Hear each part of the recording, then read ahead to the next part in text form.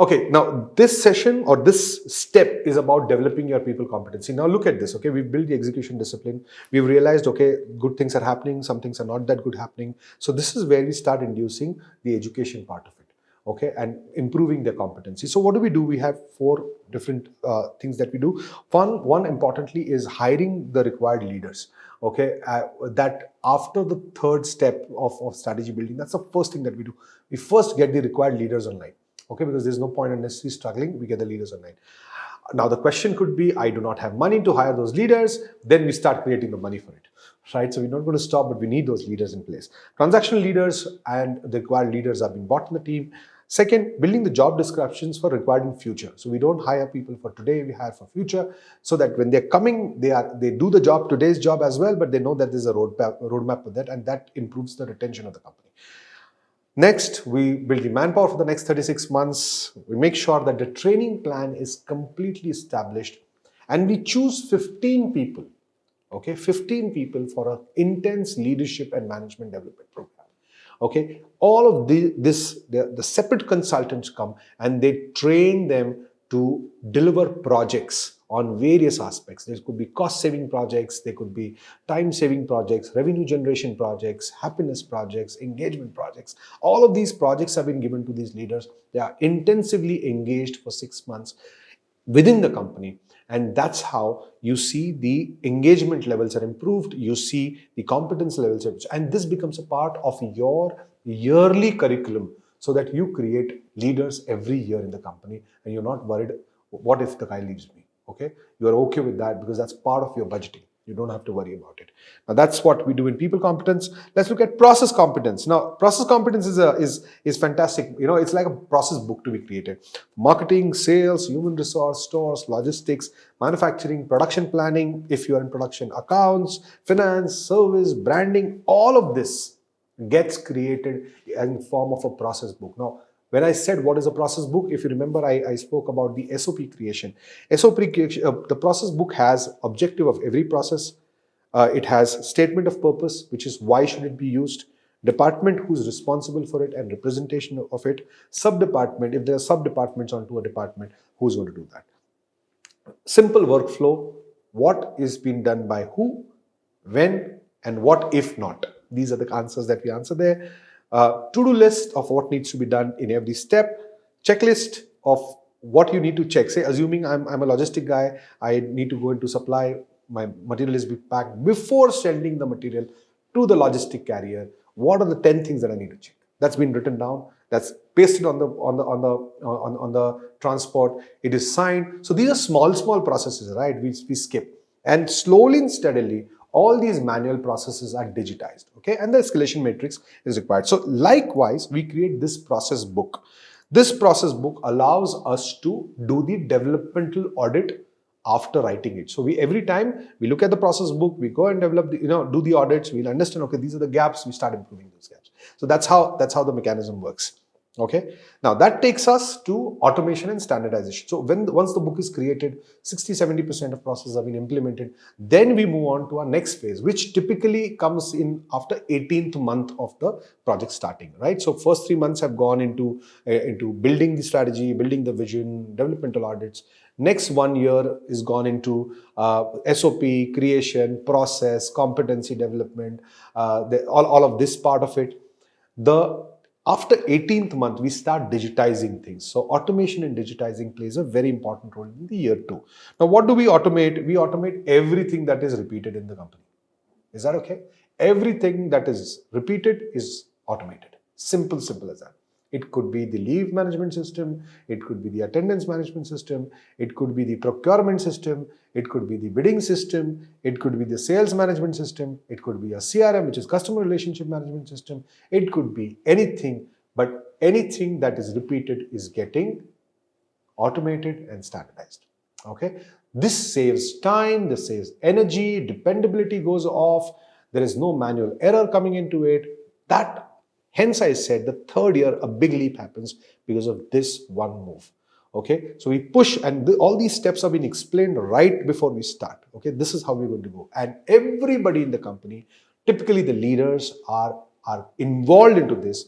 They are explained this. and we make sure that everybody's onboarded before we start the process. That takes us to the eighth part of it, which is called product improvement. Now, see, everything is getting, process is getting automated, people are competent, sales is getting, moving up. We are also branding. We have now constant innovation is very important. So 24th month, we start looking at product innovation. Can I bring new product to the marketplace? Can I identify a new market segment altogether? Can I start looking at innovation in a very different form? Can I diversify into allied products? Can I look into international markets? Can I look into domestic different markets? We start looking at those things. We start developing new products. Outsourcing agencies. Can we outsource our processes? So these are things that we start working, which are more strategic in nature, because now processes are set, people are set, the competency development process of training and everything is being set. Now we start and move behind and look at what could be the innovation part, which starts after 24th month. From that, we move to market improvement, which is now we say we want to squeeze our margins better. We want to make them better. So we're going to go and do some innovative marketing at the marketplace. We're going to reduce a channel. We're going to go directly to the customer. We're going to train, intensive training is going to happen for my sales team. So now, if you notice, customization per department has already started in the third year. Okay, once we do all of this, okay, the steps are we identify a new market, we look at market versus product mix, hiring if the sales team is required, a new sales team is required according to new products. All of this is written down in documents and structures and given to you, right?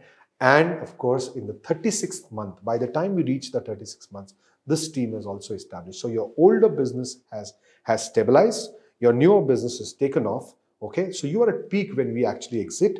Now the next step, 2 steps, very simple. In the process, we build all the financial parameters that are required. Everything. Now, few critical parameters that we build, I'm going to share with you today.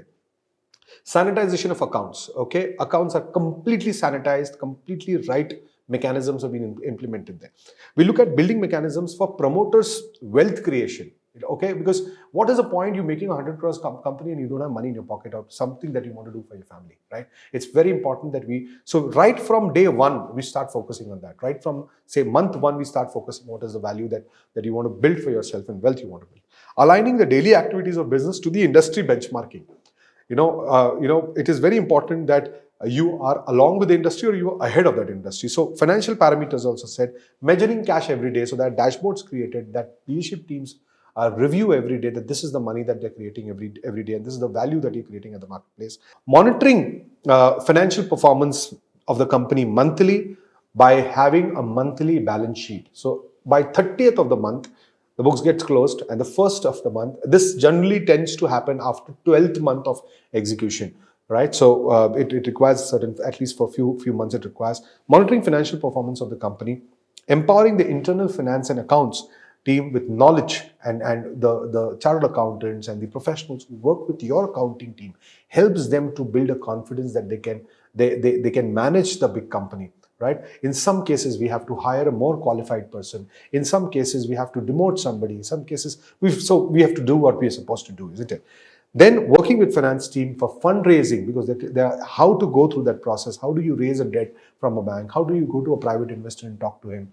How do you make sure you're talking, creating a pitch deck for yourself so that you can go and represent your company. Your MD doesn't need to come. You can do all your first 3-4 trials and all of that, right? So all of that has been trained. Representing the business at the bank's funding and reviewing the performance with the board. So we teach the finance team that, listen, your job is to showcase entire data to your board, to the team of your leadership, that, listen, this is where your business is going and now you need to take decisions. So we empower them, we educate them to do all of this, rather than just being an accountant who's just putting in numbers in Tally or any other ERP that you have, right? So that's not the job. The job is to make sure that they're able to extract data, analyze that data, and showcase it to the captain that, listen, the data says this is where we're heading, right?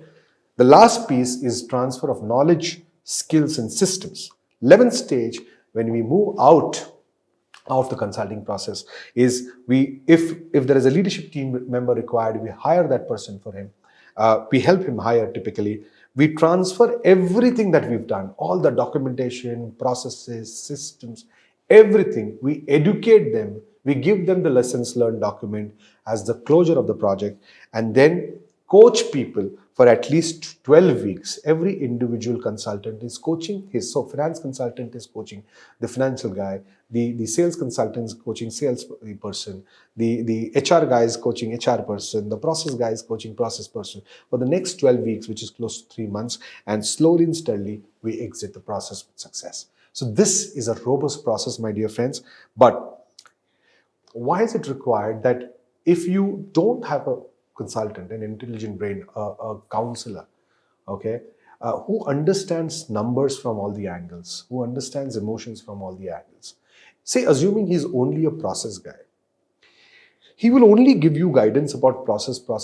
He probably does not know the impact of its financials. See, he's only a sales guy, so he'll push market. He doesn't know the time that is getting created to make that product, or neither has the expertise.